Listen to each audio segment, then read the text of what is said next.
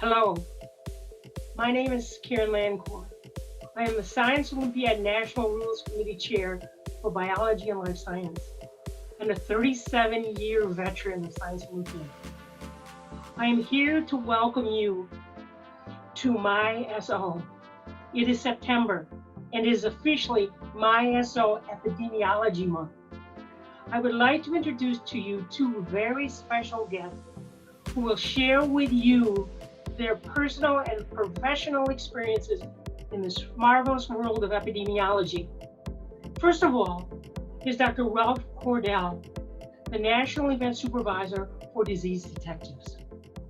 I've always been fascinated by living things. My background is in the life sciences. I have a bachelor's degree and a master's degree in zoology and a PhD in epi. I minored in micro for my master's and PhD degrees and have worked as a virologist and an epidemiologist at the local, state, and federal levels for more than 40 years. I've been involved with many of the public health challenges in my lifetime, including the current COVID response. My connection with the Science Olympiad started when I helped run Disease Detectives as a trial event in Chicago back in 1999. Since that time, I've helped with all but one of the national events for Division B and C and have worked every national tournament. The one event I did not write was during the 2009 flu pandemic. However, I drove to Augusta to help with the scoring for that event. One thing that I find so great about EPI is that it's intellectually challenging and requires me to use information and tools from a diverse field of subject areas in a team-focused environment. A good epidemiologist brings knowledge and experience in life sciences and biostatistics along with EPI methods to the table and can identify factors and conditions that may influence results. It also teaches critical thinking and quantitative reasoning in a very applied context. We're constantly looking for alternate explanations for observations and almost never take things at face value.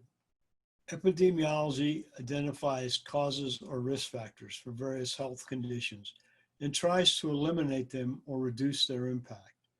It is a science basis for public health. I should also point out that epidemiologists understand the impact on population growth. And public health also includes family planning, environmental health as one of its branches. Although EPI got its start in infectious diseases, EPI methods have been used to address virtually every significant public health problem in the last century. The same concepts that you'll be learning this month were used to eradicate smallpox, address HIV/AIDS, opioids, vaping, domestic violence, and now COVID-19. Epidemiologists work in industry and academia, as well as local, state, federal, and international agencies and non-governmental organizations. The fact that public health is one of the fastest growing undergrad majors suggests that competition may be tough, but there are a lot more EPIs than NFL quarterbacks, and somebody has to do these jobs. There'll always be openings for the best, and mediocre may want to look elsewhere. With an undergraduate or master's degree, one can go into research epidemiology as an assistant in academic, government, or industrial positions. Individuals at this level are in great demand at local and state health departments, where they would work as applied or field epidemiologists. As the demand for teaching epi at the high school level is growing, someone with this educational background and a few years of experience would be an outstanding find for any school district. With a doctoral degree or an MD, DVM, and MPH, one has the same career choices, but at a somewhat higher entry level. As one gains experience and builds a reputation, the choices become wider and better paying. If one does not go into public health, the experience in critical thinking and data collection, analysis, and interpretation the one gains from studying epidemiology will help in just about every aspect of life. The epidemiologists I know come from a variety of backgrounds. Some are physicians, some are veterinarians. Many have graduate degrees in epidemiology or public health, but I think that most have a real passion to make the world a better place and to provide service for other people. Other than that, we're fairly normal. One of my colleagues is a competitive rock climber and Ironman competitor. Another builds motorcycles. I fish, hunt, and play guitar and banjo. A lot of my colleagues have participated in sports in high school and got an interest in fitness and overall health that way. I tell people that some of my most important lessons that I use at work, I learned on the playground. Thank you, Ralph. Next, we have Emily Brisket, a disease detectives national champion. She is a Science Olympiad alum from Centerview High School in Ohio and went to the White House Science Fair, the very first one, with President Barack Obama to represent Science Olympiad.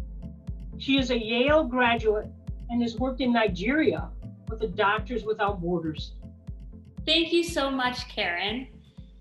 Yes, as you said, I was on the Centerville High School Science Olympiad team from 2009 to 2011. And while I was on the team, we had the honor of winning the national competition 2 times. When I was in Science Olympiad, some of my favorite events were forensics, experimental design, picture this, microbe mission, and of course, disease detectives.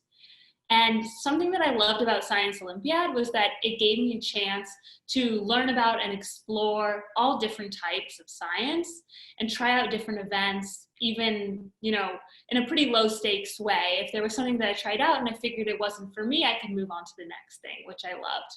And in addition to learning about science, during my time in Science Olympiad, I made some of my absolute best friends in my whole life, and some of my friends from my Science Olympiad team are still my good friends to this day. So after I graduated from high school, having been exposed to epidemiology through Science Olympiad, I knew it was something I was really interested in pursuing. And this was because I was able to learn so much about biology and epidemiology. And I saw that epidemiology was really a type of science that you can't pursue without also interacting with and understanding human beings. So since I was really interested in people and different cultures, and also really interested in science, during my time at Yale, I chose to pursue a double major in molecular biology and also French language and literature. And from there, I went on to get my master's in public health with a focus in epidemiology. So I found that epidemiology was really an awesome opportunity for me to sort of fuse my different passions.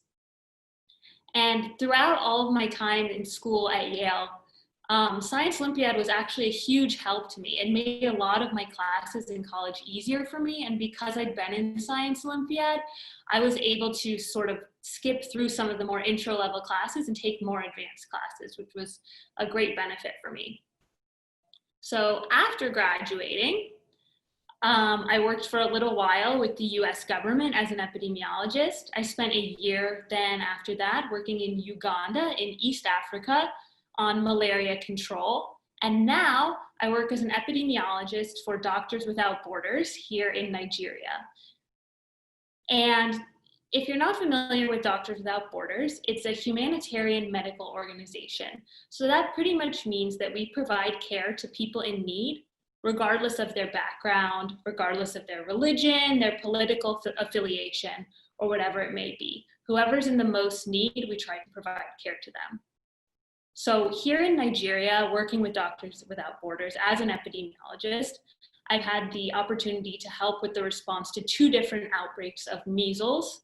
So as an epidemiologist, that means looking a lot at the data and seeing when there's a spike, trying to catch that spike early, and then seeing in that spike, where are the cases coming from, what age group are they, are we sure that they're measles cases, and then trying to target doses of vaccine to the areas where we knew there were measles cases and vulnerable people so that we could prevent the measles from spreading further. And then after we vaccinated those people, I was able to assist with tracking to see that the outbreak had gone away. And also here in Nigeria with Doctors Without Borders, I'm supporting the COVID response and tracking how COVID is spreading in our areas. And I've also designed and I'm supporting the study of how malaria drugs can be used to help prevent the spread of malaria. So there are a few ways, some that are expected and some that are maybe less expected, about how my time in Science Olympiad actually prepared me for my career as an international field epidemiologist working with Doctors Without Borders. So one way that's pretty obvious is that I learned a ton about epidemiology during my time in Science Olympiad. Another thing I learned in Science Olympiad that's relevant here is what it's like to wake up really, really early before the sun is up and get to work with your teammates. And I also likewise learned what it's like to stay up really late when you're really tired and work on really tough problems that just have to get solved. I learned a lot about living and working with teammates. Here in Nigeria, I actually live in a house with about 15 other people who are my teammates, and we work together. And something else I learned during my time in Science Olympiad was how to play sand volleyball with your teammates and how to play card games and board games like Settlers of Catan, which are also very popular here with my team at Doctors Without Borders. So I would encourage all of you who are watching to get involved with Science Olympiad, whether it's MySO at home or a Science Olympiad team.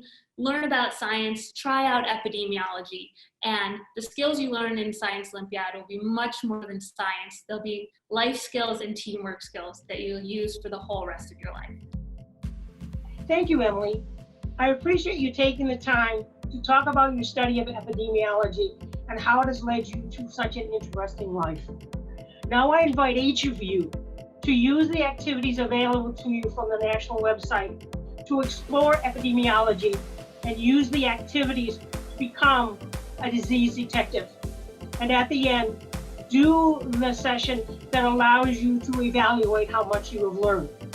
And I also remind you that each month, MySO will provide a new adventure in a different area of science for you to explore. And it will go throughout this entire school year.